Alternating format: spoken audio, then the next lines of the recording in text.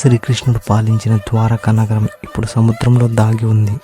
ఇది కేవలం పురాణాల్లో మాత్రమే కాక ఆధునిక శాస్త్రవేత్తల పరిశోధనలోనూ నిజమని నిరూపించబడింది. గుజరాత్ తీర ప్రాంతం దగ్గర భూ అన్వేషణల్లో సముద్రంలో ప్రాచీన ద్వారకా నగర అవశేషాలు బయటపడ్డాయి. ఇక్కడ భారీగా శిల్పాలు, గోడలు మరియు పురాతన నిర్మాణాలు కనుగొనబడ్డాయి. ఇది కేవలం వేల సంవత్సరాల క్రిందటి కాలం నాటికి చెందినవే.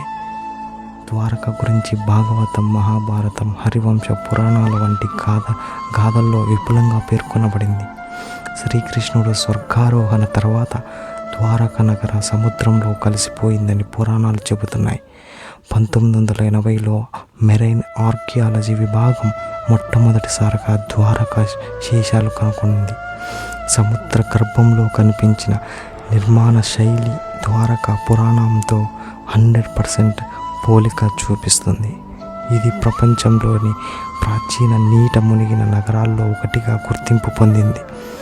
ద్వారకా శిలాశాసనాల మీద తెలుగు, సంస్కృతం, మిశ్ర భాషల ఆధారాలు కూడా లభ్యమయ్యాయి.